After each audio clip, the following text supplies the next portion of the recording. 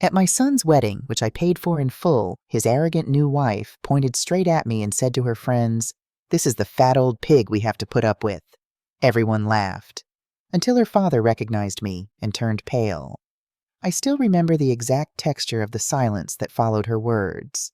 Not the kind of silence you hear when someone makes a beautiful toast at a wedding. This was different.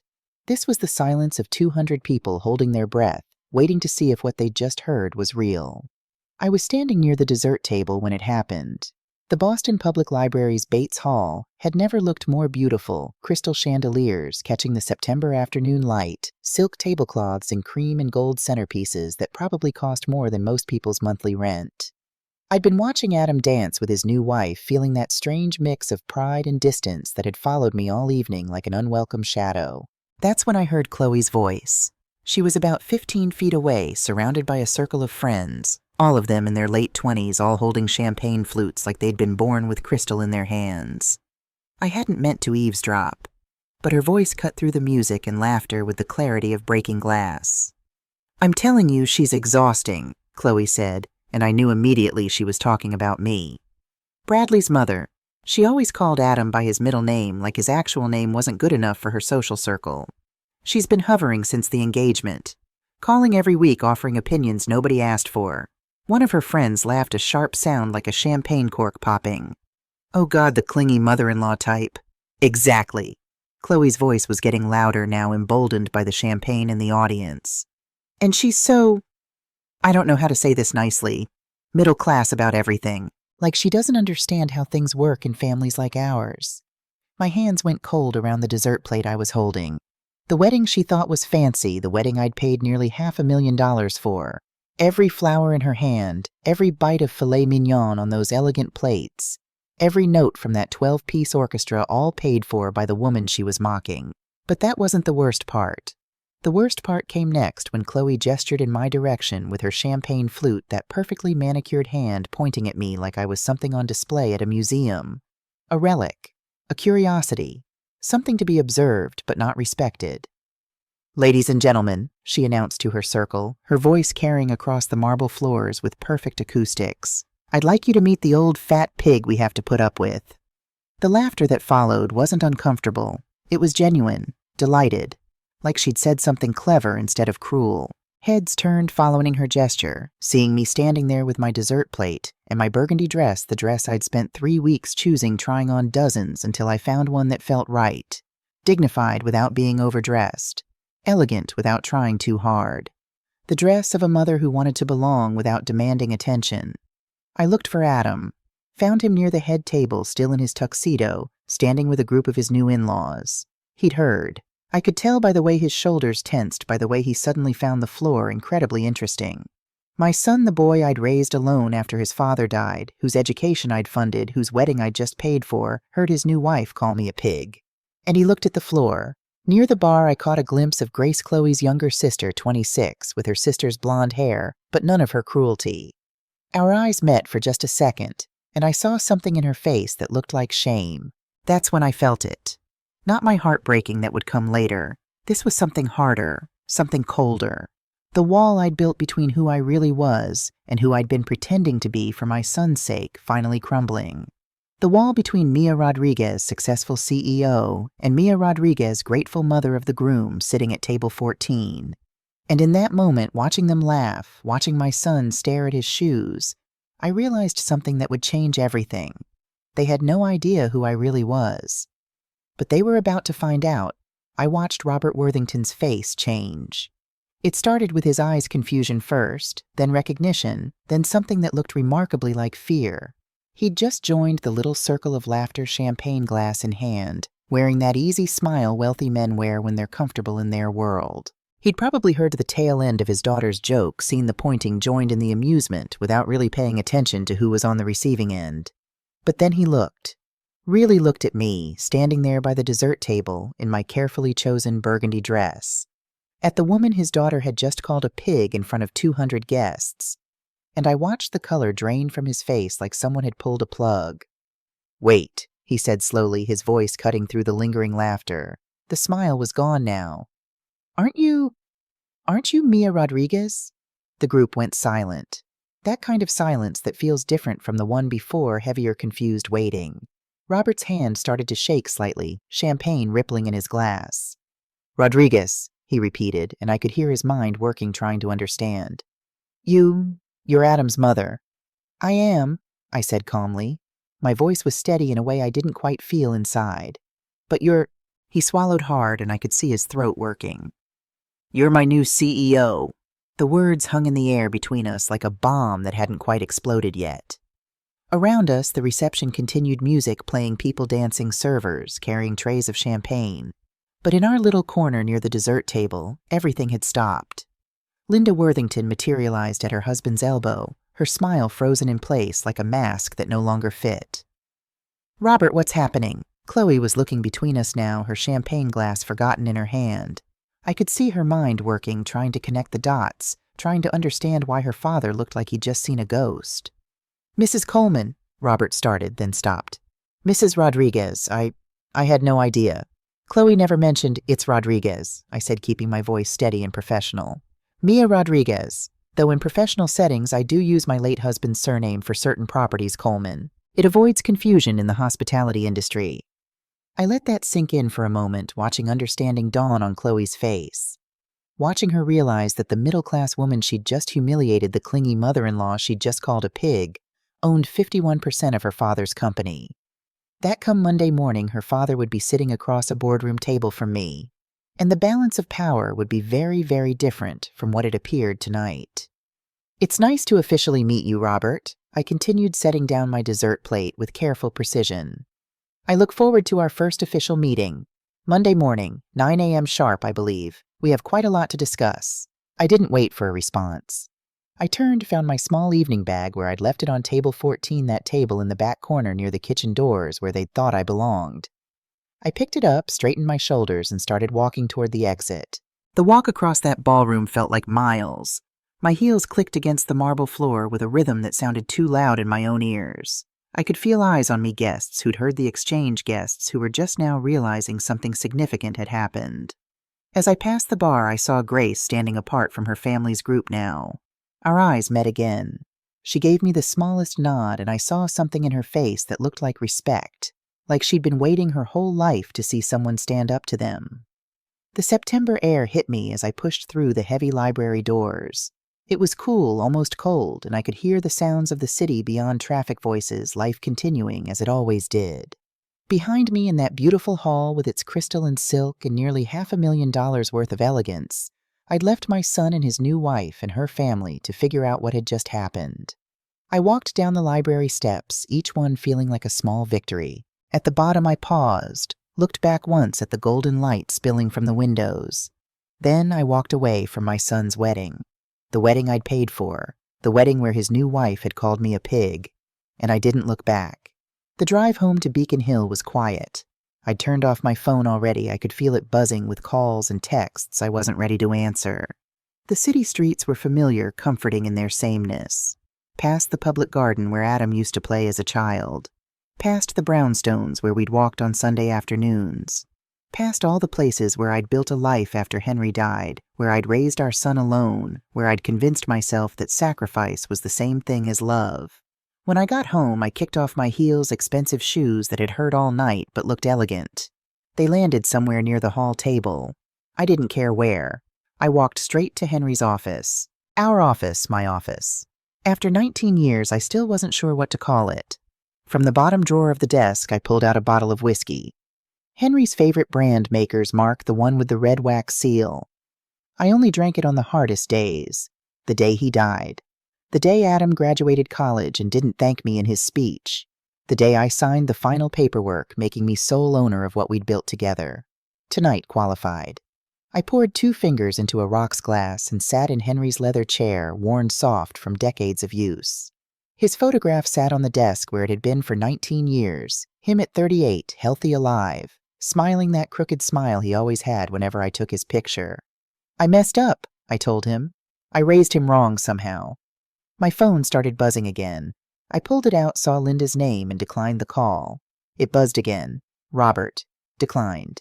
Chloe. Declined. I turned it face down on the desk and took another sip of whiskey. The office was quiet except for the distant sound of traffic and my own breathing. I looked around at the filing cabinets, the bookshelves lined with hospitality industry journals, the boxes of old paperwork I'd been meaning to sort through for years. And suddenly I needed a distraction, needed something to do with my hands, something to focus on besides the word pig echoing in my head. I pulled out a box from the corner cabinet, one labeled Historical 2004 to 2006 in Henry's handwriting.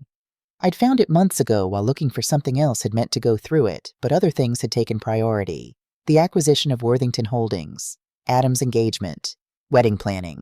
Always something more urgent than the past. But tonight the past felt suddenly relevant.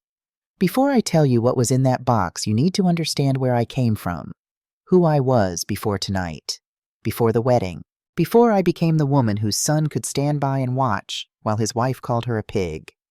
September 23rd, 2005. The night that changed everything. I was 42 years old, sitting in a hospital chair that smelled like disinfectant and despair. Henry had been sick for 6 months, cancer, the kind that moves fast and doesn't care how many plans you had, how many dreams you'd built together.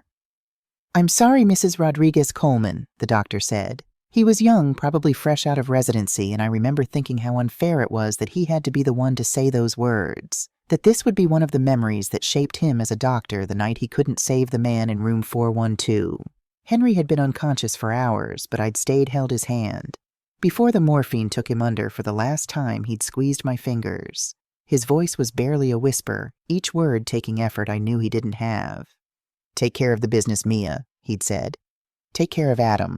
Then, with his last bit of strength, he'd added something that wouldn't make sense to me until tonight. "And if Robert ever needs help, remember he's a good man who made mistakes." Robert Worthington. We knew the Worthingtons' Boston's not that big in certain business circles, but we weren't close. Why was Henry thinking about Robert Worthington in his final moments? The words drifted away with him, and I'd filed them as nothing more than the confused ramblings of a dying man. The drive home that night was the longest of my life. Adam was sleeping when I got there, 12 years old, safe in his bed, unaware that his world had just shattered. I stood outside his door, my hand on the knob, gathering courage to wake him and tell him his father was gone. Instead, I went to Henry's office first. The desk was still covered with his notebooks, his coffee-stained plans for expansion. There was a half-finished cup of coffee on a stack of papers, and I picked it up cold now and held it like something precious. Henry's brother had pulled me aside at the hospital. "You should sell the company, Mia," he'd said, his voice gentle but firm. "You're a widow with a young son. You shouldn't have to carry this burden alone." I'd nodded, thanked him, said I'd think about it. But sitting there in Henry's chair, surrounded by his dreams and his plans, I made a different decision. I wouldn't sell. I would learn. I would work. I would build what we'd started together. And I would do it for Adam so he'd have something from his father beyond memories. "Mom," Adam's voice from the doorway, sleepy and confused. He was wearing his Red Sox pajamas, the ones Henry had bought him at Fenway Park that summer. His hair was sticking up on one side. "Come here, baby," I said, and I opened my arms. I held my son while I told him his father was gone, and I put on the brave face that I would wear for the next 19 years. The face that said everything was going to be okay, that I had everything under control, that he didn't need to worry, because I would take care of it all. I didn't know then that keeping the business would be the easy part. Raising Adam T. They say you can't pour from an empty cup, but nobody tells you what to do when you're the cup, the water, and the person who needs the drink all at once. By Adam's 13th birthday, I'd stabilized the business. That first year after Henry died was hell learning property management while grieving making decisions I wasn't sure about, proving to bankers and investors that a widow could run a company her husband had built. But I did it. Not just survived, thrived. Over the next 19 years, I transformed what Henry had started. Rodriguez Hospitality Group grew from managing a handful of properties into owning and operating boutique hotels across New England. We specialized in historic buildings, the kind with stories in their bones. Old textile mills converted into luxury stays. Victorian mansions reimagined as intimate retreats. The kind of places where every detail mattered, where guests felt like they'd stepped into someone's carefully curated dream. I worked 16-hour days and never missed a single one of Adam's school events. Parent-teacher conferences, basketball games, debate tournaments. I was there even when I was exhausted beyond measure. Even when I'd been up at 5 dealing with a plumbing emergency at our Portland property, I'd still show up at 7 for his awards ceremony smile fixed in place. The business community in Boston came to respect me not as Henry Coleman's widow, but as Mia Rodriguez, the woman who'd built something real. I served on boards, advised startups, mentored other women in hospitality. My company became the kind that business schools studied, held up as an example of resilient entrepreneurship. But Adam never asked what I did, never showed interest in the empire I was building for him. And I never pushed. I told myself I wanted him to be independent, to make his own way, to not feel pressured by his mother's success. That was my first lie to myself. The truth was simpler and more painful. I was buying his love with the only currency I knew: money, freedom, the absence of consequences. MBA at a prestigious business school, I paid every penny without question. Apartment in Back Bay with hardwood floors and a view of the Charles River. I covered the deposit and the rent month after month. Car payments, insurance, dinners, out vacations with friends. I funded it all gladly, proudly, like each check I wrote was proof I was being both parents, filling the hole Henry had left. I thought I was giving him security. I was giving him entitlement. I thought I was teaching him independence. I was teaching him that money appeared whenever he needed it, that mom would always say yes. That effort was optional when you had someone who loved you enough to carry you. I never said no, not once in 19 years. During those years, I also quietly, carefully, strategically built a portfolio beyond Rodriguez Hospitality. I acquired minority shares in several Boston companies. Nothing flashy, just smart investments that grew steadily, building quiet power while everyone saw me as just a successful hotelier. Every night I'd sit in what had been Henry's office and talk to his photograph on my desk, the one where he's 38, healthy, smiling that crooked smile. "We're doing okay, aren't we?" I'd ask him. "Adam's going to be fine. He's got his MBA now. He's got that consulting job. He's independent." Henry's photo never answered, but I'd convince myself the answer was yes. By 29, Adam had graduated, found work at a consulting firm, moved into his own place. From the outside, he looked like everything I'd worked so hard to give him: educated, employed, independent. I thought I'd succeeded. And then he met Chloe Worthington. "Mom," Adam said on a Tuesday evening in late March, his voice having that quality it used to have when he was a teenager with his first crush. "I met someone special." I remember setting down my tea, smiling at the phone. This was what I'd been waiting for: Adam finding someone, starting his own family, having the kind of happiness Henry and I had shared. "Tell me everything," I said. And he did. For the next 20 minutes, Adam talked about Chloe like she was made of light. She was beautiful. She was smart. She was ambitious. She came from an old Boston family, the Worthingtons, he said, like I should recognize the name immediately. I did recognize it, actually. When you've spent 2 decades in Boston business circles, you know the players. Worthington Holdings was a name I'd heard at chamber meetings, seen in commercial real estate journals. The name rang a bell, though I couldn't quite place why it felt familiar beyond the usual business connections. "Her family owns Worthington Holdings," Adam continued, and I could hear the pride creeping into his voice. "They've been in Boston forever." Then, almost as an afterthought, "Her sister's wedding was at the Four Seasons." One sentence, brief and shining, like he was testing how impressed I'd be. "That sounds lovely," I said, meaning it. "When do I get to meet her?"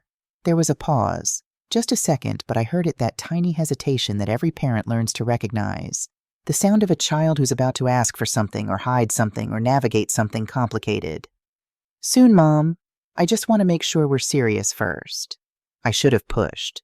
Should have asked why he needed to wait, why meeting his mother required certainty first. But I didn't. I told myself I was respecting his independence, giving him space to build his own relationship without his mother hovering. That was another lie I told myself. The months that followed felt strange. Adam called less often. When we did talk, he mentioned Chloe constantly, but never suggested we meet. I'd see charges on the credit card I'd given him for emergencies, expensive restaurants, weekend trips to the Berkshires, designer stores on Newbury Street. I assumed his consulting job was going well, that he was finally earning the kind of money that let him enjoy life. I didn't know he'd already started drowning. "Chloe has a younger sister," Adam mentioned one evening months into their relationship. "Grace. She's different from the rest of them. Quieter. I think you'd like her." It was a strange thing to say, and I remembered thinking different from the rest of them. Why would he mention that I'd specifically like her? But I filed it away with all the other small oddities I was choosing not to examine. Around that same time, I was going through Henry's old estate papers, organizing files I'd been meaning to sort for years. In a box labeled Historical 2004 to 2006, I found the name Worthington on several documents. I made a mental note to look at them more carefully later. But I was busy with a property acquisition in Newport, and the note got buried under more urgent matters. Late in 2023, Adam called with news. "We're engaged," he said, and I could hear both pride and something else in his voice, something tight, almost strained. "Oh, sweetheart," I said, tears springing to my eyes. "I'm so happy for you. When can I meet her?" "Soon," he said again. That word, always soon, never now. The wedding date was set for September 15th, 2024. I had less than a year to meet the woman who would become my daughter-in-law. And 6 months before the wedding, Adam called with a request. The first request that should have made me say no. But I'd spent 19 years never saying no to my son. Why would I start now? "Mom, the wedding venues Chloe is looking at." He paused like ripping off a bandage. "They start around $250,000, just for the basics." I was sitting in my office reviewing quarterly reports. The pen in my hand stopped mid-sentence, hovering over the page. $250,000, I repeated slowly. For a wedding. I know it sounds like a lot, but Mom, you don't understand. Chloe's family has certain expectations. Her sister's wedding cost nearly $500,000. I can't, his voice cracked slightly. I can't show up with less than that. Not if I want to be part of this family. I tried to keep my voice neutral. What about Chloe's family? Traditionally, the bride's family handles most wedding expenses. Another pause. I was getting used to those pauses. Robert said he'd contribute what he can, Adam said carefully. But their capital is tied up temporarily. Cash flow issues. It's just timing. I knew then, or should have known, that truly wealthy families don't have liquidity problems when it comes to their daughter's wedding. But I didn't say that. "Darling, if they're going through financial difficulties, maybe a smaller wedding." "Mom, no." His voice was sharp now.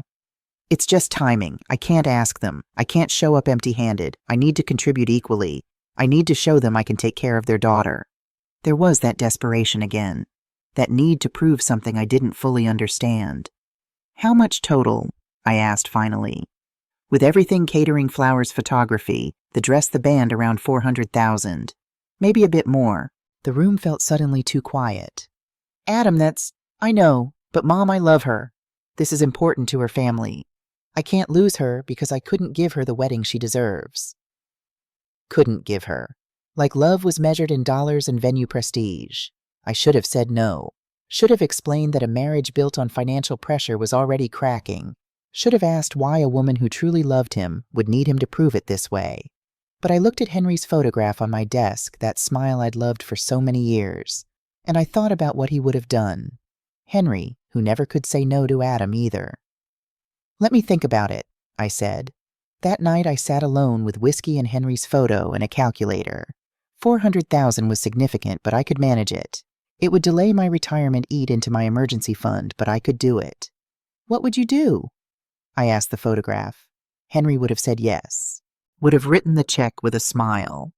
So I called Adam the next morning. "I'll take care of it," I said. His relief was audible, almost physical, through the phone.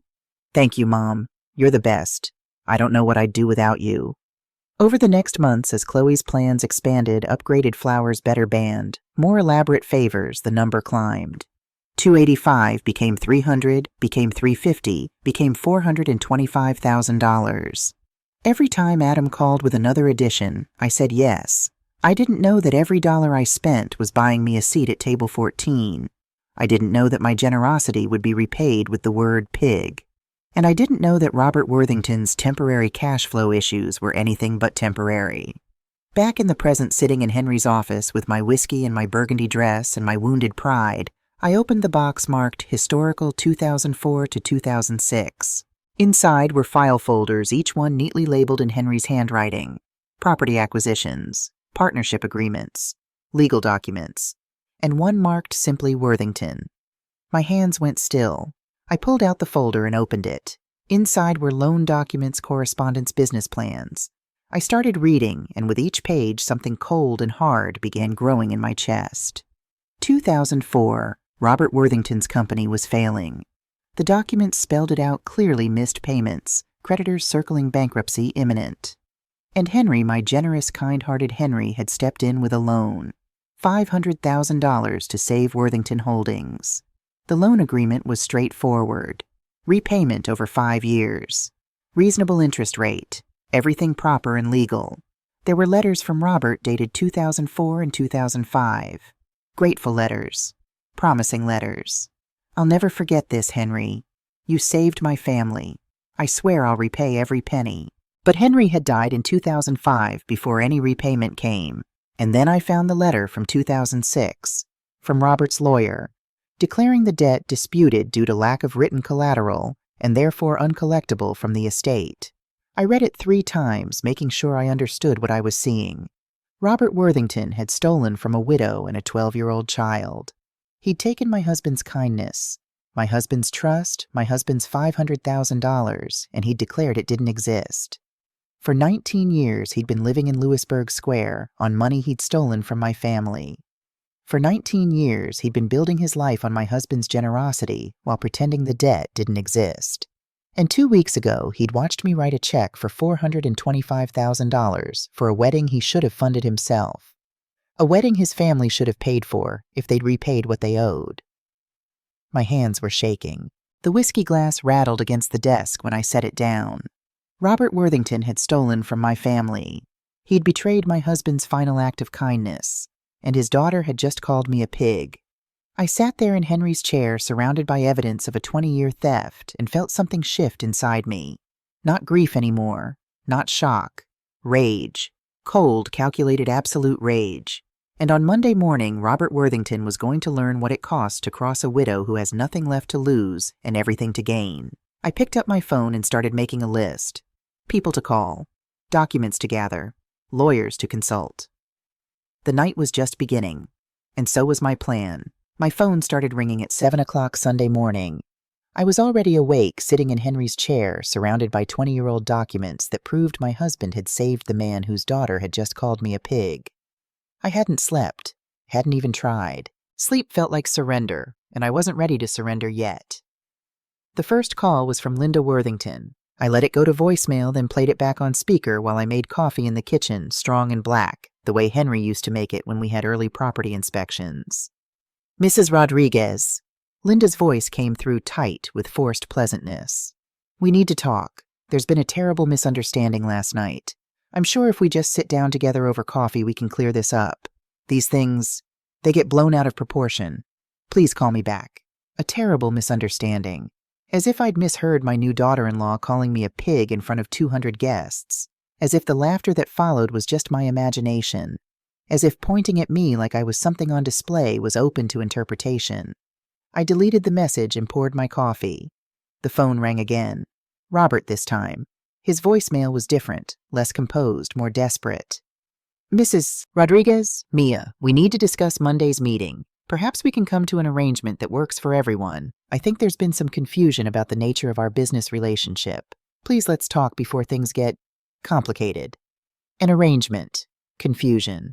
The language of a man trying to negotiate his way out of consequences he'd spent 19 years avoiding. I took my coffee back to Henry's office and sat down. The sun was starting to come up over Beacon Hill, golden light streaming through the window, touching Henry's photograph on the desk. They're scared, I told him. They should be. The third call came at 7:30. Chloe. Mrs. Rodriguez, I'm so sorry about what happened at the reception. Her voice sounded younger than her 28 years, like she'd been crying. I had too much champagne and I wasn't thinking clearly. It was supposed to be funny. I wasn't talking about you, I was talking about someone else, and people thought I was pointing at you. It was a mistake. Please, can we talk? Adam is so upset. I almost laughed. The lie was so transparent it was insulting, as if 200 people had collectively hallucinated her gesture, her laugh, her voice carrying across marble floors, saying the word pig with such casual cruelty. I deleted the message without finishing it. The calls kept coming throughout the morning. Derek Worthington, Robert's eldest son, the one who'd been standing in that circle of laughter. His message was carefully worded, probably lawyer-written. Mrs. Rodriguez, this is Derek Worthington. I wanted to reach out personally to apologize for any discomfort at the wedding yesterday. Family events can get emotional, and sometimes things are said that don't reflect people's true feelings. I hope we can move forward professionally despite any personal misunderstandings. Professionally, as if Saturday night had been a minor social faux pas instead of deliberate public humiliation. Delete. Trevor called next Robert's younger son, 28, stammering through an apology that sounded like he was reading from a script someone else had written. Delete. By 10 o'clock, I'd received 14 calls and twice as many texts. I turned my phone to silent and set it face down on the desk. The quiet that followed was almost physical. No ringing, no buzzing, just the sound of my own breathing and the distant traffic outside. I poured another cup of coffee and went back to Henry's documents, reading through them one more time, making notes in the margins, building my case. At 11:15, my phone lit up with a call I couldn't ignore. Adam. I stared at his name on the screen for 3 rings before answering. Mom. His voice was strained rough, like he'd been up all night. Chloe told me. About last night. About you and Robert. How is this possible? You own Worthington Holdings. I kept my voice calm, clinical. I acquired controlling interest 6 months ago. 51%. It's been in the works for several years, minority stakes that eventually accumulated into majority ownership. 6 months ago. He sounded almost angry now. And you didn't mention it. Not once. Not when I got engaged. Not when we were planning the wedding. It didn't seem relevant to your relationship with Chloe, I said simply. Business is business. Family is family. I try to keep them separate. Relevant. His voice rose. Mom, Chloe's family is freaking out right now. Her father has been calling all morning. Her mother is crying. They're saying you own their company. They're saying you've been hiding this. I haven't been hiding anything. I just haven't been advertising it. I took a sip of coffee, cold now. The acquisition was public information. Anyone who cared to look would have found it. But you didn't tell me. No, I admitted. I didn't. Silence on the line. I could hear him breathing, trying to process, trying to navigate between his new wife's family and his mother. Mom, what are you going to do? His voice was quieter now, almost afraid. Do. Monday. The meeting. Chloe's dad is terrified you're going to, I don't know, fire him, destroy the company. I set down my coffee cup carefully. Adam, let me ask you something. Where were you standing last night when your wife called me a fat pig in front of 200 people? Another silence. Longer, this one. You were at the head table, I continued, my voice still calm. About 30 feet away. You heard her. I saw you hear her. I watched your face. Mom, I didn't. You looked at the floor, Adam. Your wife humiliated me publicly and you looked at the floor. She said it was a joke I misunderstood. It wasn't a joke. My voice was harder now, each word landing like a small stone. It was cruelty. There's a difference. And if you can't see that difference, then I failed you worse than I thought. The silence that followed felt like falling. I have to go, I said finally. We'll talk later. I hung up before he could respond. My hand was shaking as I set the phone down. Not from anger, from something deeper. The realization that my son, the boy I'd raised alone, the man I'd sacrificed everything for, couldn't or wouldn't defend me when it mattered most. I'd spent 19 years making sure Adam never had to choose between comfort and courage. And I'd raised a man who would always choose comfort. At 2 o'clock, my doorbell rang. I wasn't expecting anyone. My first thought was that it was Adam come to continue our conversation in person. Or maybe Chloe ready to deliver her apology face to face with tears and explanations. But when I opened the door, I found Grace Worthington standing on my steps. She was still wearing yesterday's makeup, smudged now like she'd been crying, and she'd changed out of her bridesmaid's dress into jeans and a simple sweater. She looked younger without the wedding glamour. More vulnerable. More real. Mrs. Rodriguez, she said quietly, may I please come in? I studied her for a moment. In the daylight, without the champagne and the laughter and the crystal chandeliers, she looked tired. Her eyes were red-rimmed. Her hands were clasped in front of her fingers, twisting together nervously. Why are you here, Grace? Because there are things you need to know, she said. Things my family has been hiding. Things that explain last night what happened, why they're so afraid of you. She paused, meeting my eyes. and things they've been hiding for a very long time. I stepped back and opened the door wider. Come in. She followed me to the living room, the formal one with the antique furniture Henry and I had collected over years of estate sales and auctions. I gestured to the sofa but didn't offer tea or coffee. This wasn't a social visit. Grace sat on the edge of the cushion like she might need to run at any moment. I took the chair across from her and waited. My father is going bankrupt, she said, finally, the words coming out in a rush. Has been for 3 years. I said nothing, just watched her. 2019, she continued, her voice steadier now. Dad expanded too aggressively. 3 new commercial properties in Cambridge. He leveraged everything to do at the house, his existing properties, even took out personal loans. Then 2020 happened. I remembered those months. The pandemic, businesses closing, property values plummeting, commercial real estate becoming toxic overnight. Dad's properties went empty, Grace said. Office buildings nobody wanted because everyone was working from home. Retail spaces with no customers. But the mortgages didn't stop. The interest didn't stop. Nothing stopped except the money coming in. She looked down at her hands still twisted together. By 2022, he was desperate. He took out loans from private lenders, the kind who don't ask questions but charge interest rates that would make your head spin. How much does he owe? I asked quietly. Grace looked up and I saw something in her eyes that looked like relief. Relief that I was asking the right questions, that I was listening. $3 million, she said, to various creditors. The house on Lewisburg Square is mortgaged to the maximum. Derek's salary. That's just more debt Dad takes on. Trevor hasn't generated a single paying client in 2 years. All the contracts go to his friends who overcharge and split the profits. The picture was becoming clearer. The expensive facade hiding the crumbling foundation. The performance of wealth masking desperation. The wedding, I said slowly, understanding dawning. Your father saw it as a business opportunity. Grace nodded, and I saw shame color her cheeks. When Adam started dating Chloe, Dad investigated. He's always investigating everyone who comes near the family. He found out about Rodriguez Hospitality Group. Found out you were successful, wealthy. And he saw... She swallowed hard. He saw a way out. He thought if our families merged, I'd naturally want to help my son's new in-laws. Yes, the word was barely a whisper. Dad pushed for an expensive wedding. He kept talking about what Chloe deserved, about family expectations. But really, he was hoping you'd get financially involved, hoping the connection would lead to opportunities, maybe a loan, maybe a partnership, maybe just access. I thought about Robert's excuse about temporary cash flow issues, about how he'd let me pay $425,000 for a wedding his family should have funded. It hadn't been pride keeping him from contributing. It had been a trap. Did Chloe know? I asked. Grace hesitated. Not the full extent. She knew things were tight. Dad's good at maintaining appearances even with us, but she didn't know about the $3 million, didn't know how bad it really was. She paused. Saturday night, what she said, it was years of fear and pretense coming out in the worst way.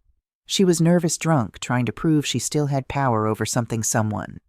That doesn't excuse it, I said flatly. No, Grace agreed quickly. It doesn't. Nothing excuses it. I'm not here to make excuses for her or for any of them. Then why are you here? She looked at me, then really looked at me, and I saw something in her face that reminded me of Adam when he was young. Before I'd taught him that everything could be solved with money. Before I'd trained him to expect comfort instead of building character. Because you deserve to know the truth, Grace said simply. All of it.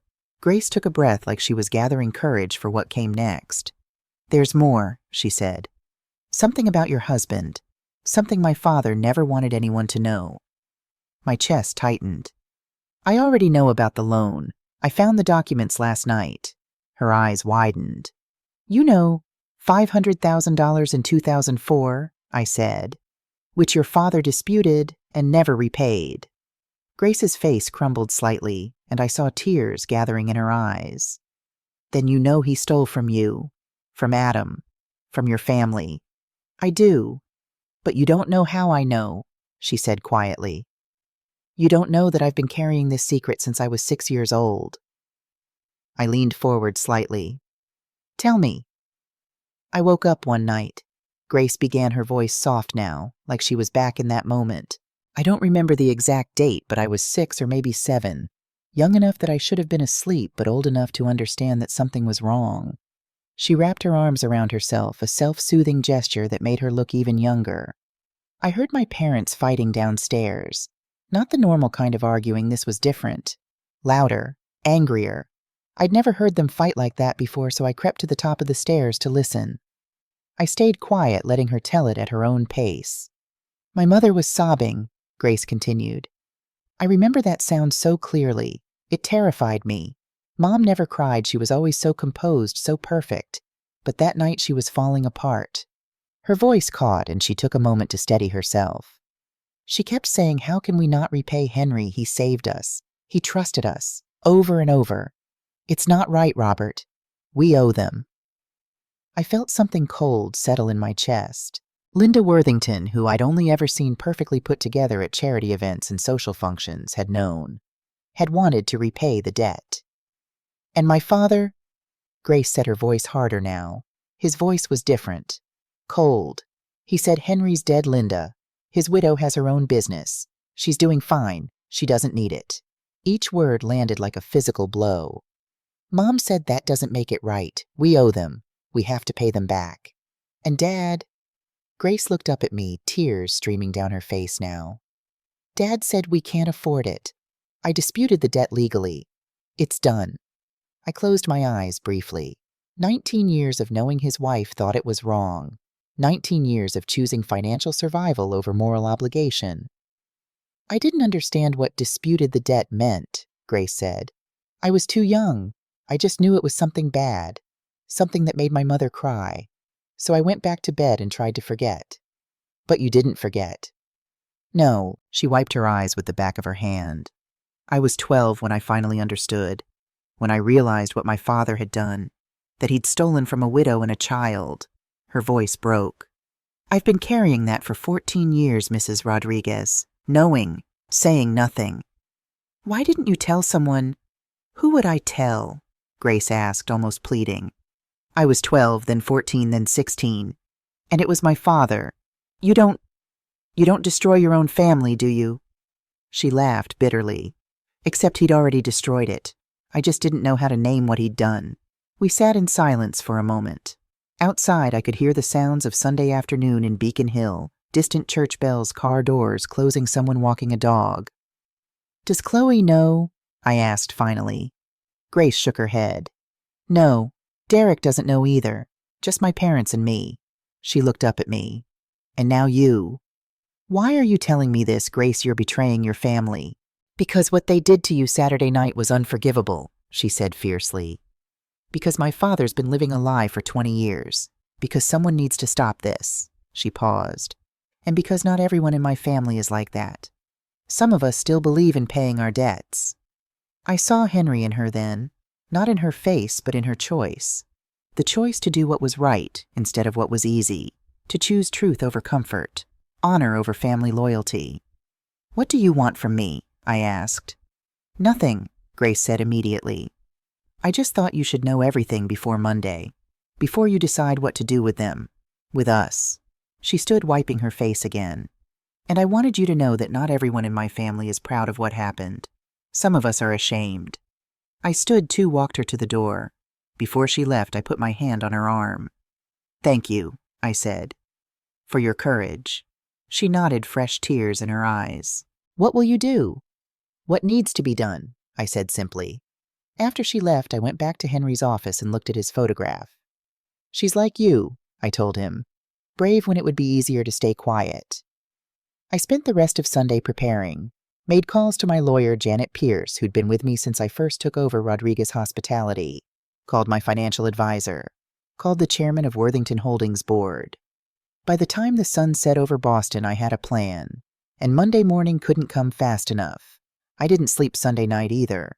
By 6 a.m. Monday morning, I was already dressed my sharpest charcoal suit, the one I wore to acquisitions. The one that meant business. I'd paired it with Henry's mother's pearls, the ones he'd given me on our 10th anniversary.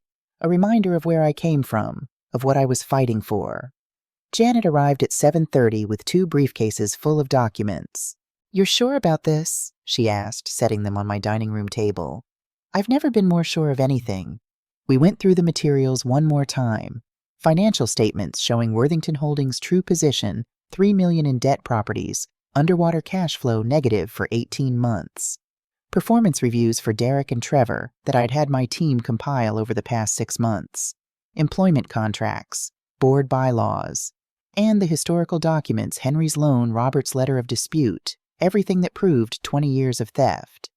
"He's going to fight this," Janet warned. "Let him try." At 8:15, we drove to Worthington Holdings' offices in the financial district. The building was older, stately, the kind that spoke of old Boston money and tradition. I'd been here twice before for preliminary meetings when I was still acquiring shares, but always in my capacity as a minority investor. Always careful not to reveal my full intentions. Today was different. Today I walked through those doors as the majority owner. The receptionist's eyes widened when she saw me. "Mrs. Rodriguez, Mr. Worthington he's in his office." "Tell him I'll see him in the boardroom at 9 sharp, I said, "along with the full executive team." "The full team," she looked uncertain. "That's not scheduled." "It is now," Janet said smoothly. "Please make the calls." At exactly 9 o'clock, I walked into the boardroom. Robert sat at what used to be the head of the table, a long mahogany piece that probably cost more than most people's cars. Derek and Trevor flanked him on either side. 3 department heads filled the remaining seats near Robert's end: the CFO, the head of property management, the legal director. Grace slipped in last, taking a seat near the door, far from her family. She caught my eye and nodded once. I sat at the opposite end of the table, the other power center. Janet distributed folders to everyone, crisp manila folders with the Worthington Holdings logo. The irony wasn't lost on me, using their own letterhead to dismantle their empire. "Open them," I said. The sound of folders opening filled the room. Then silence as everyone started reading. I watched their faces change. The CFO's expression went from curious to alarmed. The legal director went pale. Derek's jaw tightened. Trevor looked like he might be sick. Robert just stared at the papers, his hands trembling slightly. "This company," I began, my voice calm and measured, "is 60 days from bankruptcy. The Cambridge properties are underwater by $2 million. The Providence Hotel hasn't turned a profit in 18 months. The corporate accounts show negative cash flow for the past year and a half." I stood, walking slowly around the table. "Derek, your position as marketing director has produced 0 measurable results in 18 months. No new clients. No increased revenue. No demonstrable value." Derek's face flushed red, but he said nothing. "Trevor, your property management contracts favor 3 firms that charge 30% above market rate. All 3 are owned by your college roommate, Tyler Chen. You've been funneling company money to personal connections while the company drowns." Trevor stared at the table. I turned to Robert. "And you have been running this company into the ground while maintaining the appearance of success. Designer suits while the foundation crumbles. Lewisburg Square address while owing $3 million to predatory lenders." "Now wait!" Robert started to stand. "I'm not finished." My voice cut through his protest. "Sit down." He sat. I opened the second folder Janet had prepared. Inside were photocopies of the 2004 loan agreement. I slid copies across the table to each person. "In 2004, my late husband Henry Coleman saved this company with a $500,000 loan. The company was failing then to leveraged poorly bleeding cash days from bankruptcy." I slid the next document across the 2006 dispute letter. 1 year after Henry died, Robert Worthington disputed this debt. Claimed it was uncollectible due to lack of collateral.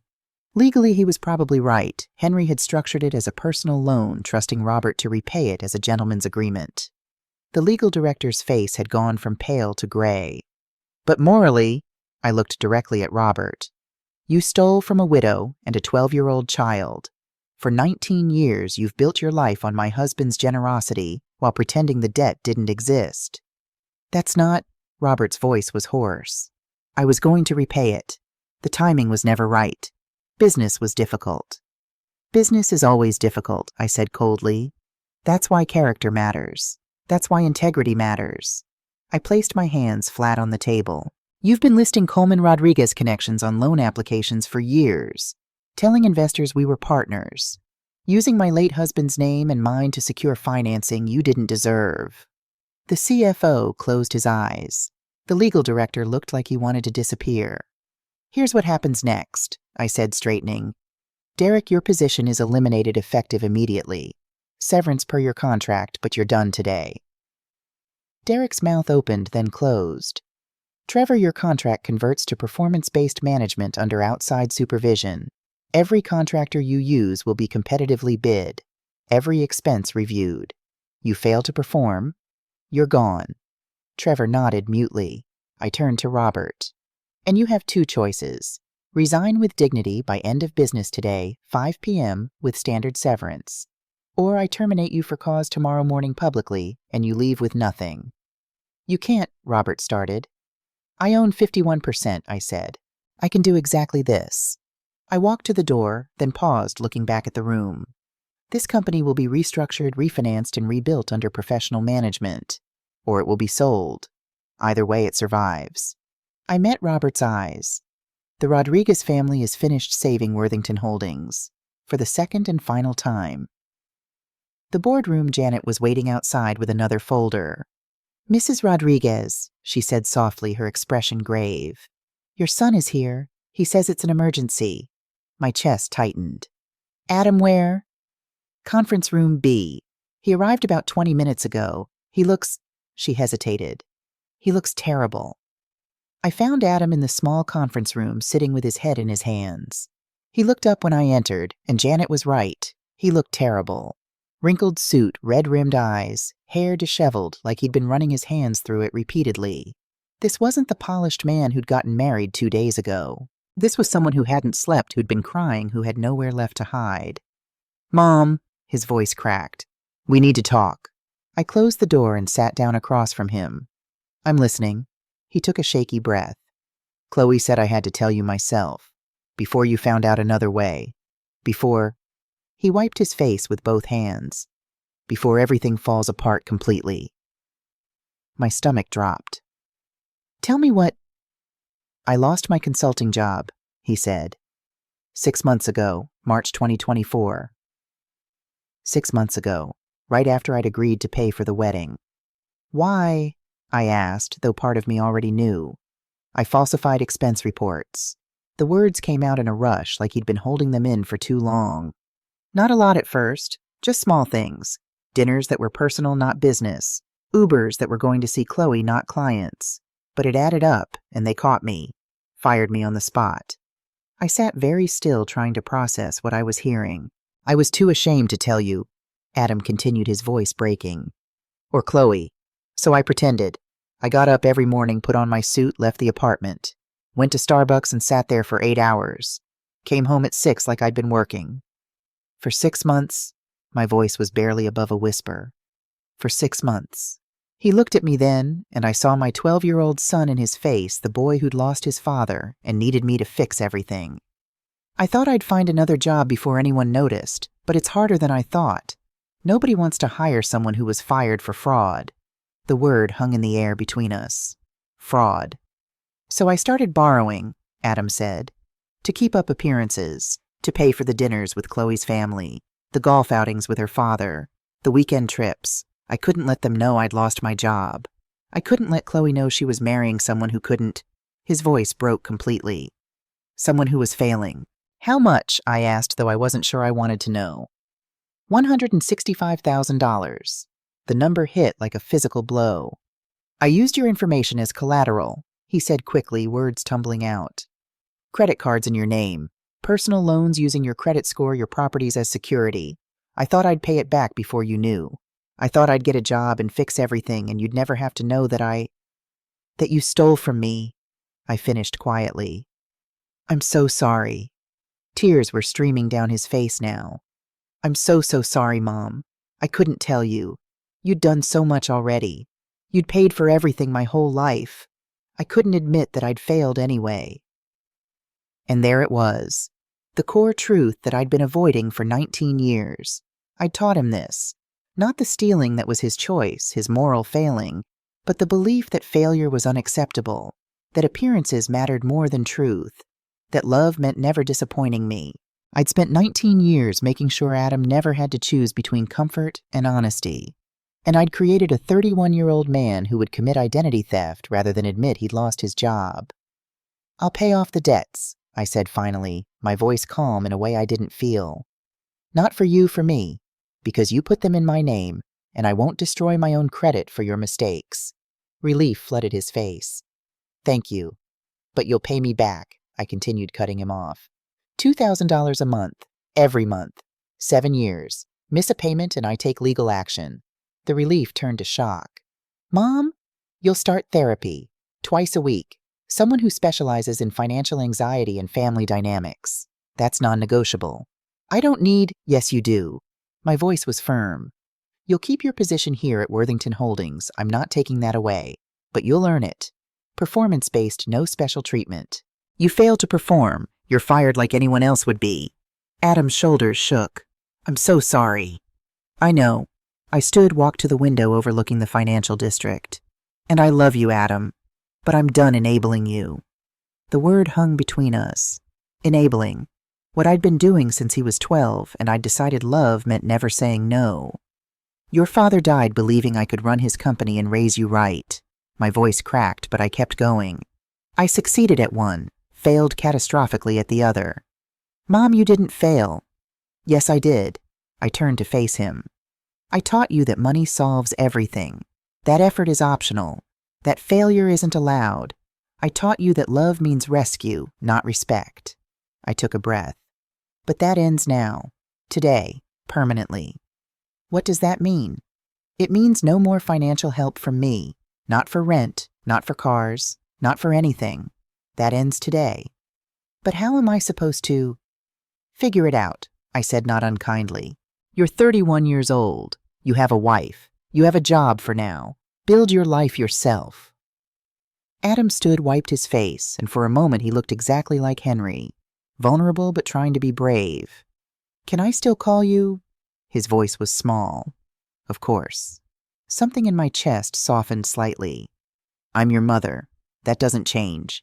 But I'm not your bank anymore. And I'm not your safety net. He nodded, understanding settling over his features. I'll pay you back. Every penny. I promise.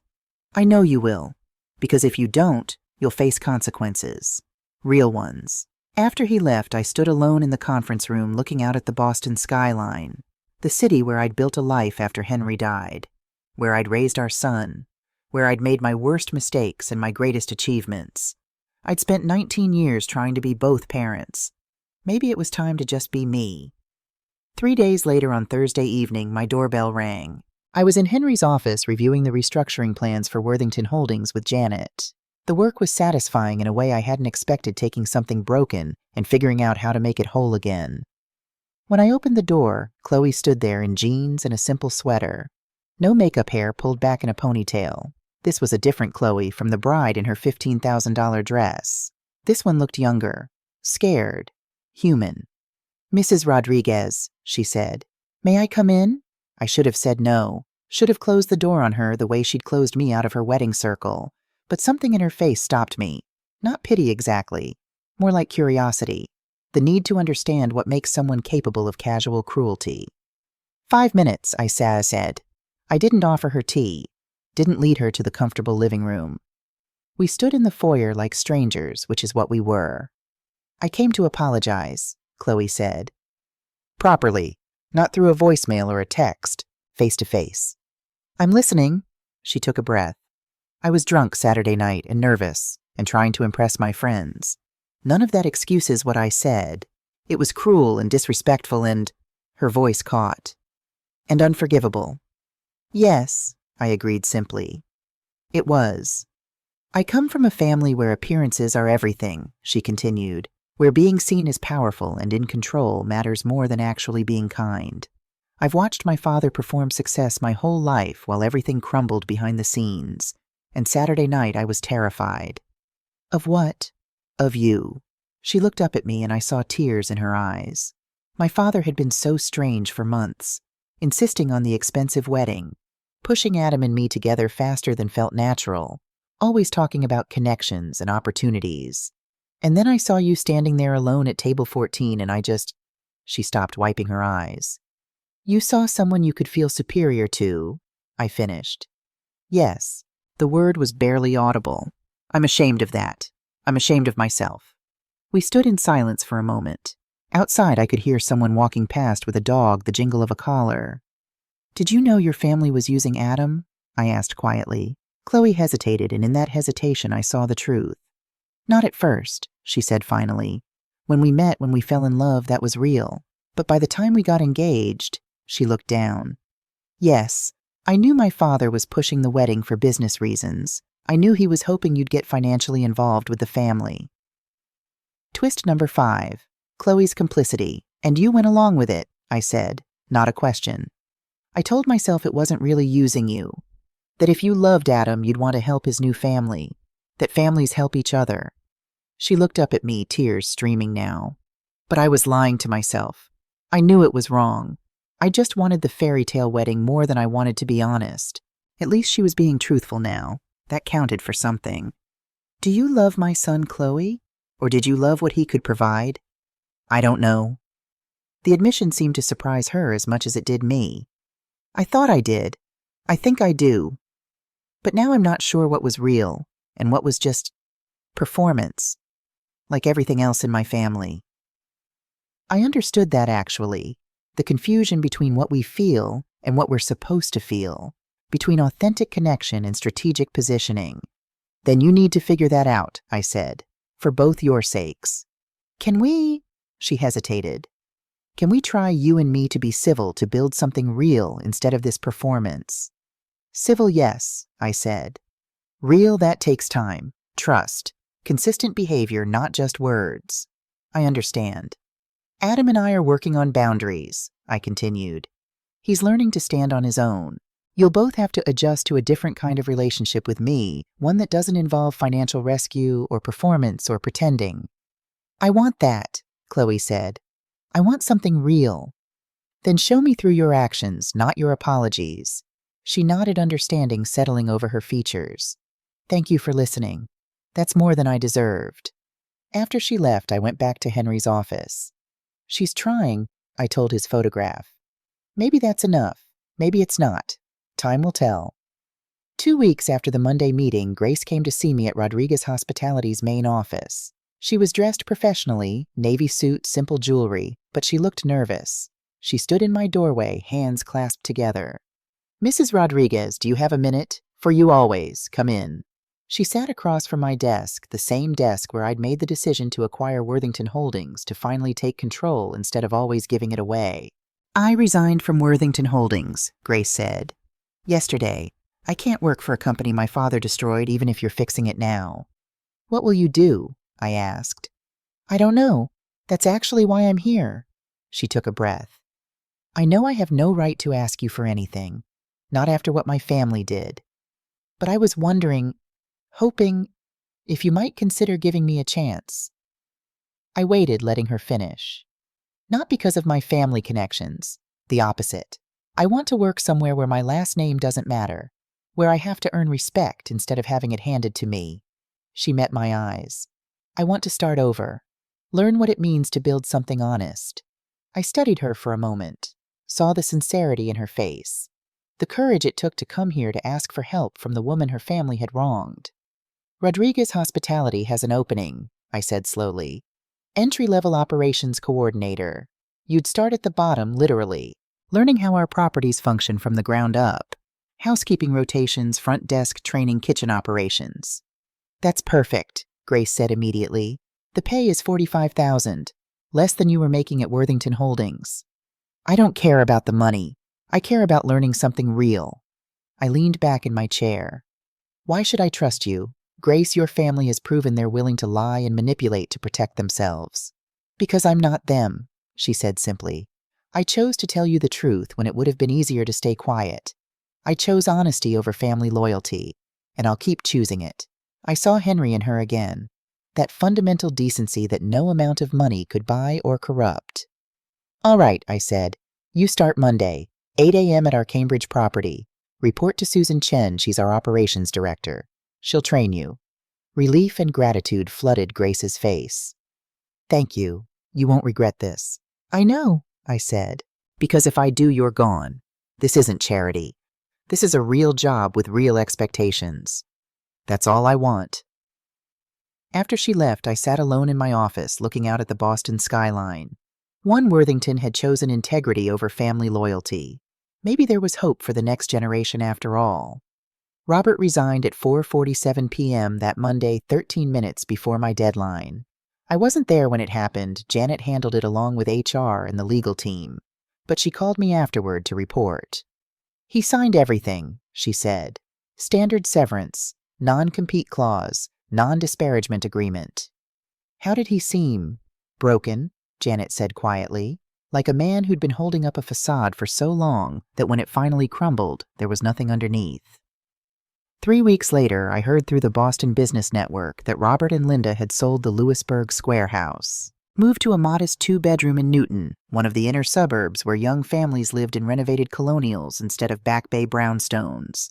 Robert was learning woodworking of all things, taking classes at the community center, building furniture with his hands. The symbolism wasn't lost on me. After 20 years of building nothing but lies, he was finally creating something real.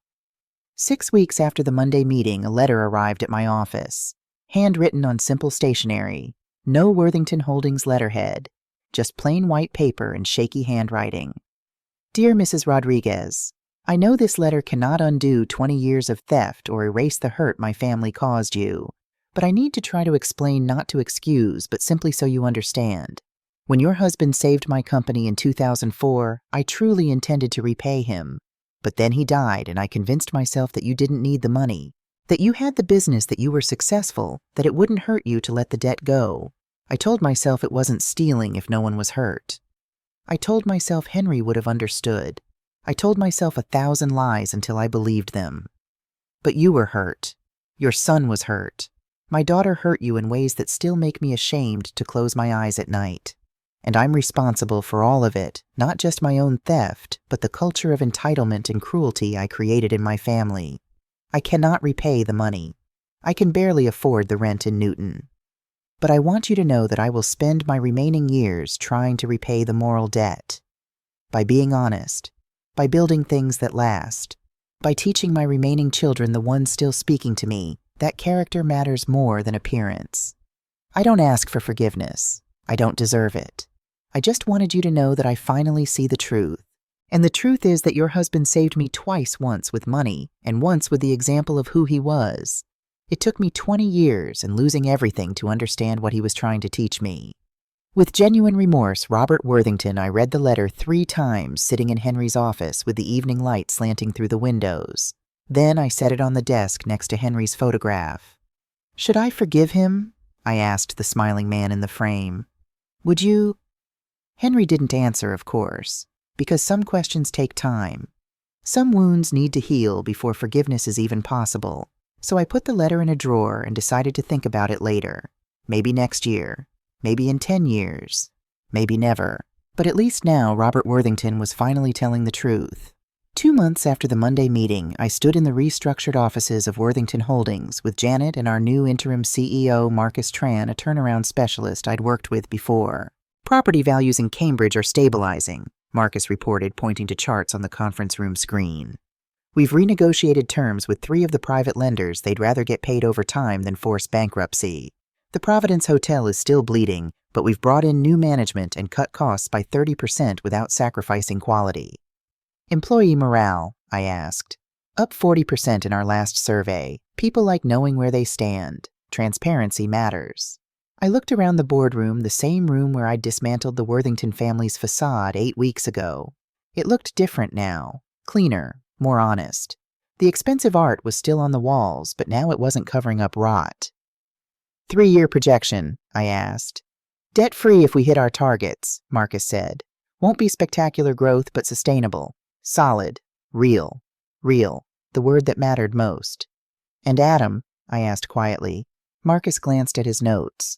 Working out. He's good at acquisitions when he focuses. Closed 2 small deals in the past month, both profitable. Shows up on time, takes feedback well, collaborating with the team. Any special treatment? None. He's earning his place like everyone else. I nodded, satisfied. Keep it that way. Before I left, I walked past Adam's office. The door was open and I could see him at his desk on the phone taking notes. He looked different, more focused, less polished, like he was working instead of performing work. He saw me, smiled, slightly mouthed, "Hi, Mom." I nodded back and kept walking. We'd have dinner this weekend. Our monthly dinner at the small Italian place in the North End. We'd talk about his work, about Chloe, about the therapy he was actually attending. It wouldn't be easy. It wouldn't be comfortable. But it would be real. And real was what we'd been missing all along. March 2025, 6 months since the wedding. I woke up on a Tuesday morning to sunlight streaming through my bedroom window, that particular quality of spring light that makes you believe in new beginnings.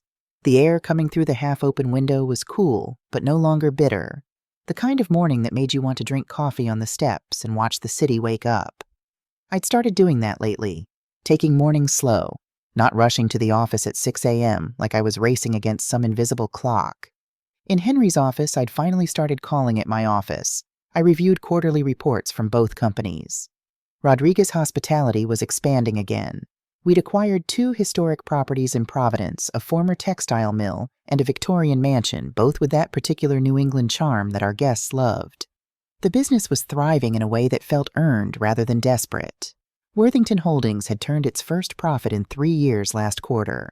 Small profit, barely 6 figures, but profit nonetheless. Marcus was doing exactly what I'd hired him to do, building something sustainable instead of spectacular. But the numbers weren't why I felt different that morning. It was something else. Something quieter. The absence of that constant weight I'd carried for 19 years. The feeling that I had to fix everything, save everyone, make sure nobody ever felt discomfort or faced consequences. I'd spent 6 months learning what every parent eventually has to learn. You can love someone fiercely and still let them fall. My phone buzzed with a text from Grace.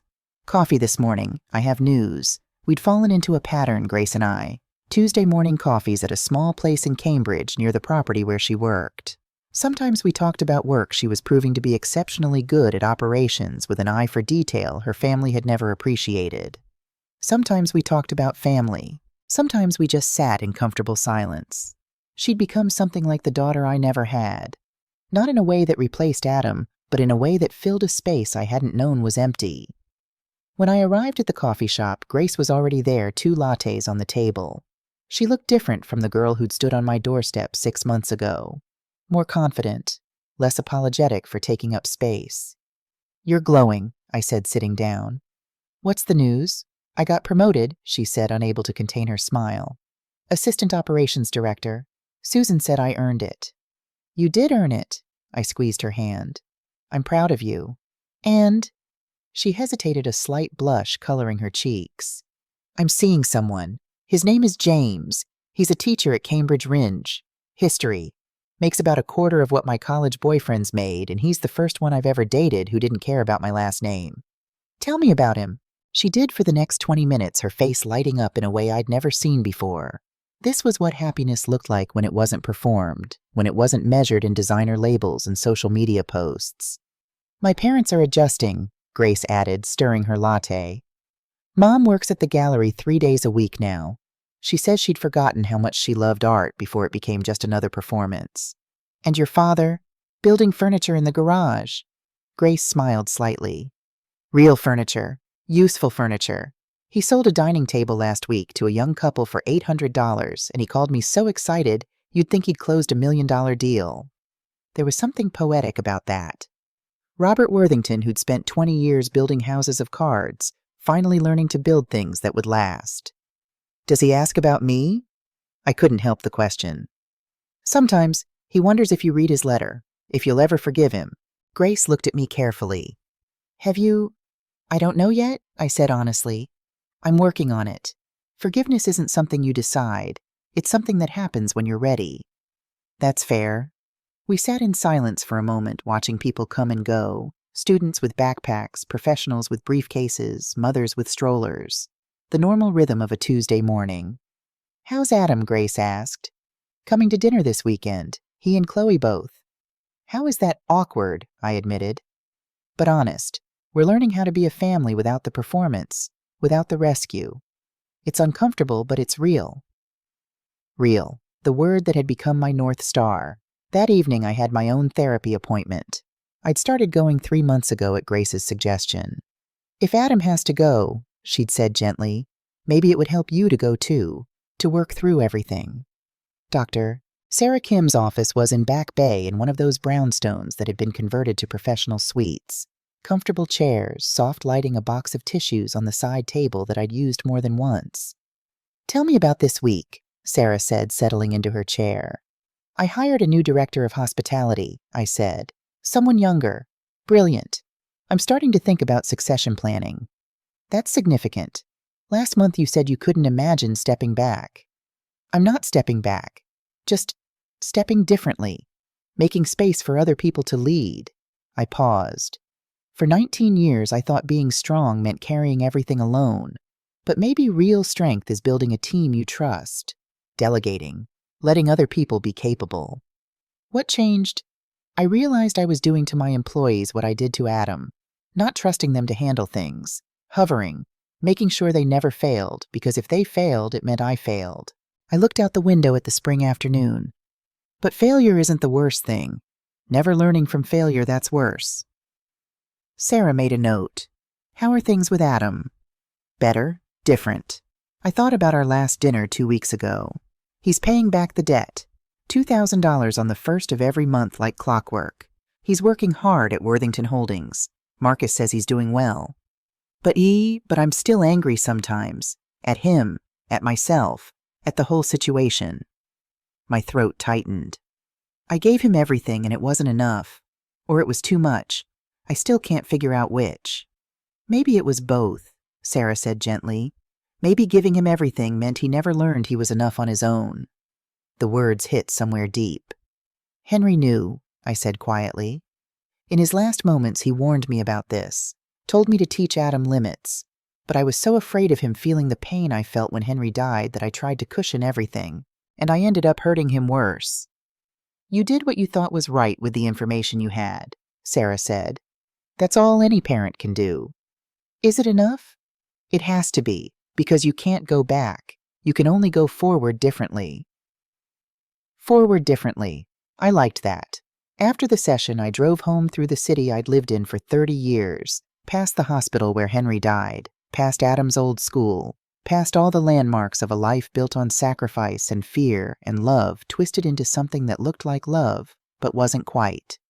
At a red light, I caught my reflection in the rearview mirror. 62 years old. Gray streaking through my dark hair, lines around my eyes. But something different, too, a steadiness I hadn't seen before. A woman who'd learned to say no, who'd learned that boundaries weren't walls but foundations. I wasn't the same person who'd stood by that dessert table 6 months ago holding a plate with trembling hands. I was someone new, someone harder and softer all at once. Saturday evening. The small Italian restaurant in the North End where Adam and I had been meeting monthly. But tonight was different. Tonight Chloe was coming too. They arrived together holding hands but both looking nervous. Adam in jeans and a sweater, no performance suit. Chloe in a simple dress, her hair natural, not the styled perfection from the wedding. Hi, Mom, Adam said, kissing my cheek. Mrs. Rodriguez, Chloe added. Still formal, still careful. Chloe, I acknowledged. We ordered pasta for me, chicken for Adam, fish for Chloe. Small talk about work, about the weather, about nothing important. The kind of conversation strangers have while deciding if they can be more. Then Adam set down his fork. Mom, I need to say something. His voice was steady but serious. I've been thinking about the wedding, about what Chloe said, about what I didn't say. I set down my own fork and waited. I was ashamed. Adam continued, his eyes meeting mine. Not a view of myself. I'd lost my job. I was drowning in debt. I was living a lie. And when Chloe said what she said, his voice cracked. It was easier to look away than to admit my whole life was a fraud. Chloe's hand tightened on his. You were right when you said you failed me, Adam said. But not the way you think. Adam, I started. Let me finish, please. He took a breath. You didn't fail by giving me too much. You failed by never teaching me to be uncomfortable. Every time you said yes, you taught me that no wasn't real, that consequences were optional. That effort didn't matter because Mom would always fix it. I felt tears building but held them back. You loved me so much you tried to save me from life itself, Adam continued. And that almost destroyed me, because I never learned who I was when things were hard. I never learned I could survive failure. I never learned that I was enough without your money or your rescue. I'm sorry, I whispered. I know, and I'm sorry too, for taking advantage, for never questioning why you always said yes, for letting you carry everything while I coasted. He reached across the table, taking my hand. But these past 6 months, learning to stand on my own, it's been the hardest and the best thing that ever happened to me. Tell me, I said. I wake up every morning and go to work knowing I have to earn my place. Nobody's giving me anything. Marcus doesn't care that you're my mother. If I fail, I'm fired. Adam's voice was stronger now. And it's terrifying, but it's also freeing. I'm learning who I actually am, what I'm actually capable of. Chloe spoke up, her voice quiet. We both are. We moved to Somerville. 2-bedroom apartment, no doorman, no view. And it's the first place that's ever felt like ours instead of something somebody gave us. I teach that business class at the community college now, Adam added.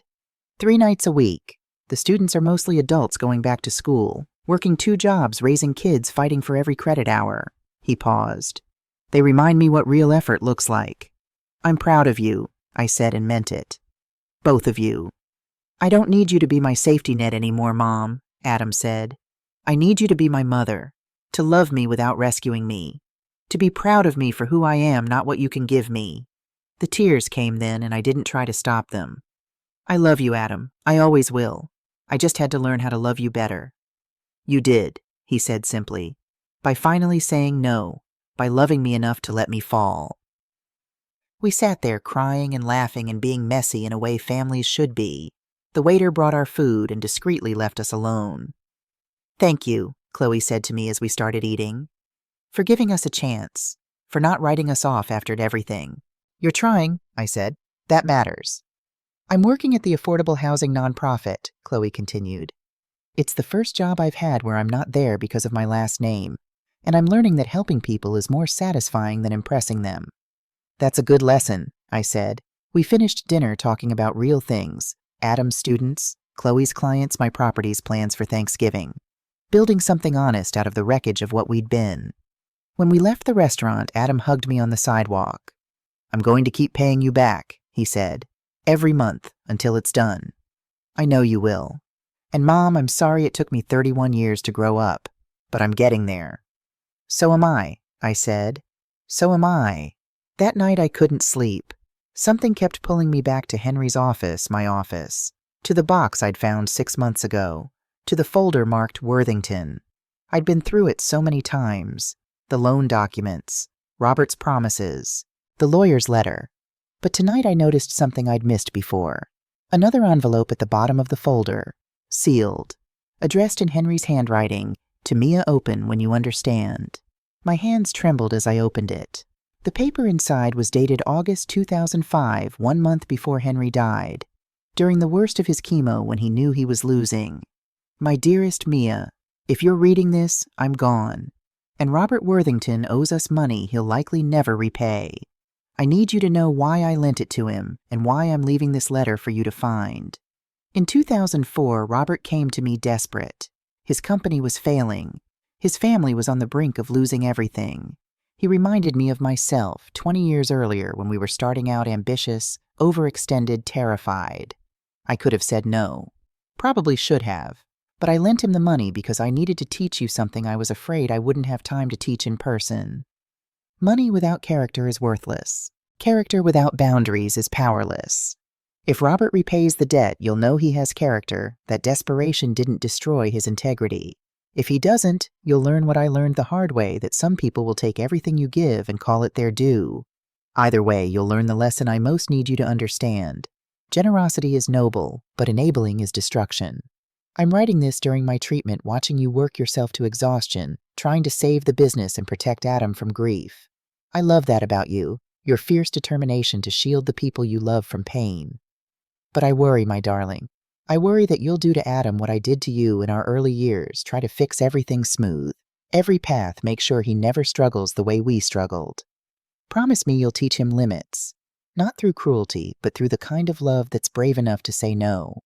The kind of love that trusts he's strong enough to survive his own mistakes. The hardest part of parenting isn't giving. It's knowing when to stop. It's watching someone you love fail and trusting they'll learn to stand. If you're reading this years later, having given too much and received too little in return, know this: it's not too late to change course. It's never too late to set boundaries. It's never too late to teach the people you love that you are enough, just as you are not for what you give, but for who you are. You are enough, Mia, just as you are. You were enough when we had nothing, and you'll be enough when you have everything. Make sure Adam knows that about himself, too. Make sure he knows he doesn't have to earn love. He just has to be worthy of it through his choices, his character, his integrity. If Robert never repays the debt, use it as proof that money flows away like water. But character is the bedrock everything else stands on. I love you beyond measure. I'm sorry I'm leaving you to finish this alone, but I'm not worried. You're the strongest person I've ever known. And when you finally understand that strength isn't about carrying everything, it's about knowing what to put down, you'll be unstoppable. Forever yours, Henry. I read the letter 3 times, tears streaming down my face. Henry had known. He'd always known. The loan to Robert wasn't just generosity, it was a lesson, a test, a teaching moment he'd set up knowing he wouldn't be there to deliver it in person. He'd spent $500,000 to teach me that boundaries matter more than money, and it had taken me 19 years and another $400,000 and a public humiliation to learn it. You knew I'd make this mistake, I said to his photograph through my tears. You knew I'd try to save Adam from everything, and you trusted me to find my way back. I pressed the letter to my chest and sobbed for Henry, for the years I'd wasted, for the pain I'd caused Adam by never letting him hurt, but also for the grace of second chances, for the fact that it's never too late to change course. Henry had given me one last gift, proof that he'd understood me completely, flaws and all, and loved me anyway. The following Sunday, I did something I hadn't done in 6 months. I invited people to my home, not for a performance, not for business, just for connection. Adam and Chloe arrived first, carrying wine and flowers. Then Grace with her new boyfriend James, tall, earnest, with laugh lines around his eyes. Then Janet, my lawyer, who'd become my friend.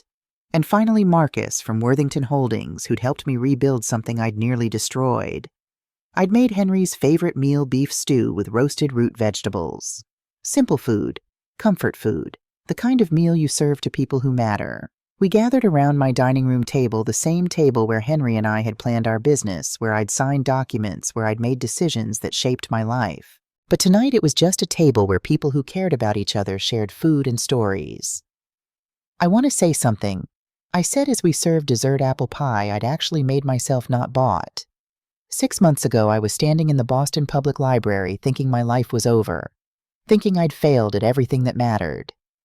Adam reached for Chloe's hand. But I was wrong, I continued. My life wasn't over. It was just beginning differently.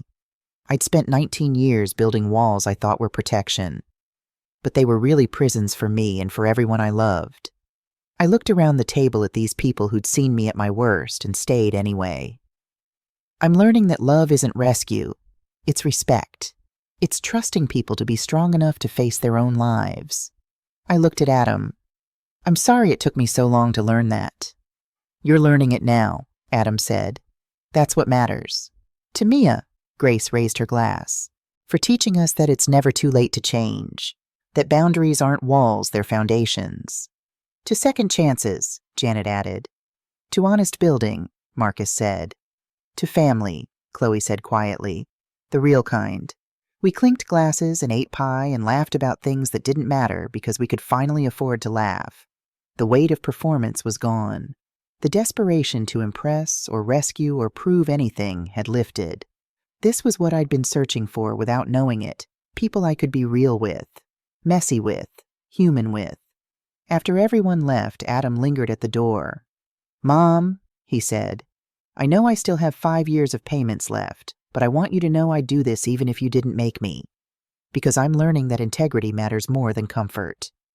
Your father would be proud of you, I said.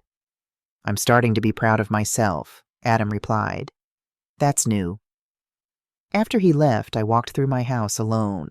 Past the photos on the wall, Henry and me on our wedding day, Adam as a baby, the life we'd built together. But also new photos now, Grace at her promotion dinner, Adam and Chloe in their modest apartment moments that mattered because they were earned. In my office, I sat down at the desk with Henry's letter and his photograph. "We did it," I told him. "It took longer than it should have, cost more than it needed to. But we got there." I reread his final lines. "You are enough, Mia, just as you are." For the first time in 19 years, I believed it. September 2025, 1 year since the wedding. I stood in the newly renovated lobby of our latest property, a converted textile mill in Providence that we'd transformed into a boutique hotel. The grand opening was tonight, and everything was ready. But I wasn't thinking about the business. I was thinking about how different I felt from the woman who'd stood in the Boston Public Library 1 year ago, holding a dessert plate with trembling hands.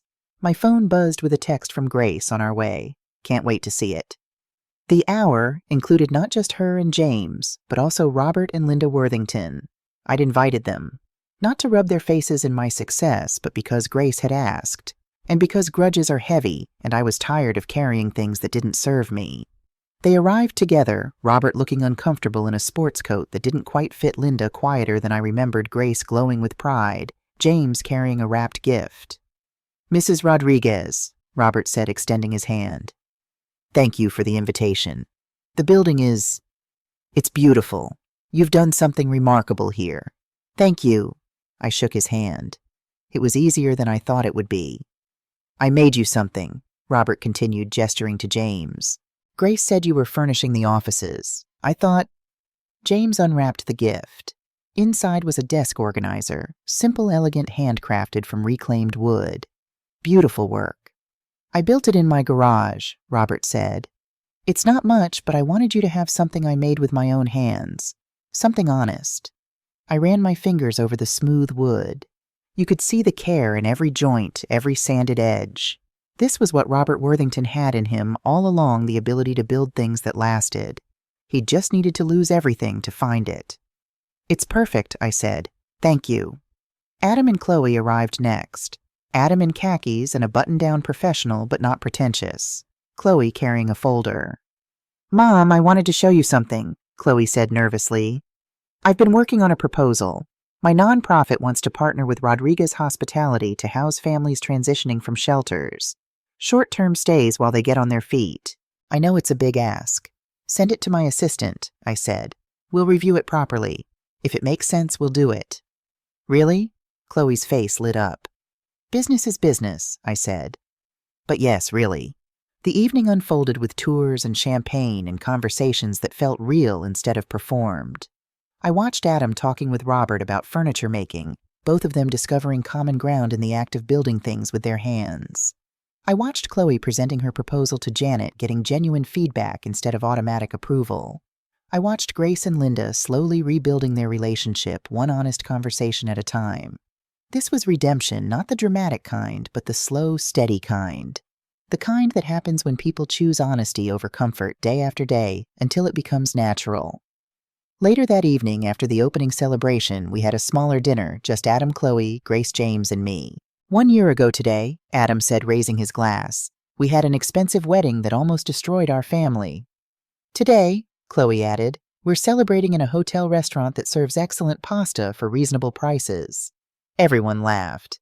To Mia, Grace said, for loving us enough to hold us accountable. To honesty, James added, even when it's hard. To boundaries, Adam said, meeting my eyes, the foundation of real love.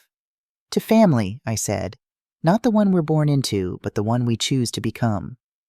We clinked glasses and ate and talked about real things, Grace's upcoming promotion to full operations director, Adam's students at the community college, Chloe's clients finding housing, James's history curriculum. At one point, Chloe turned to me. Mrs. Rodriguez, I've been thinking, would you teach me about the hospitality business? Not give me a job, teach me. I want to understand it. I'd like that, I said. But you'll work for it. I wouldn't want it any other way. After dinner, as we walked out into the Providence night, Adam pulled me aside. Mom, I paid off half the debt, he said. 3.5 more years to go. But I wanted you to know I'm grateful you made me do this. It's teaching me things I should have learned at 25. Better late than never, I said. Dad would be proud of you, Adam said. For what you built, for what you saved, for what you let go. I hope so, I said. I talk to him every night, tell him about it.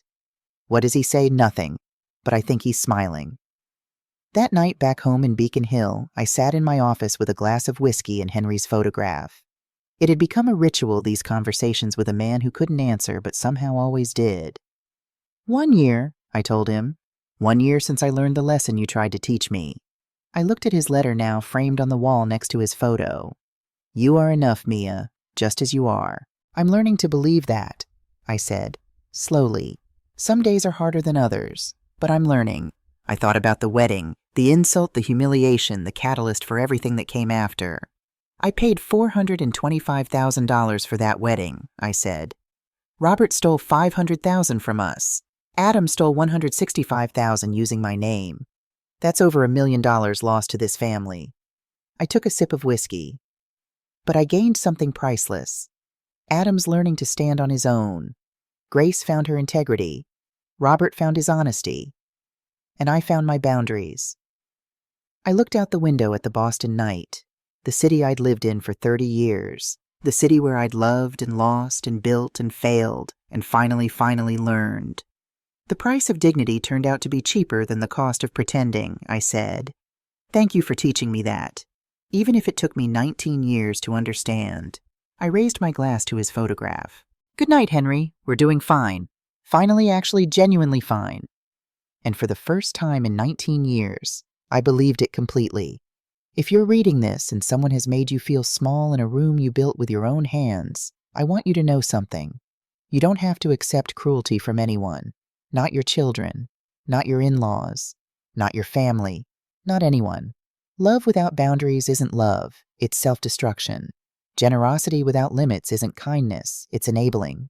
Saying yes to everything doesn't make you a good person, it makes you a doormat.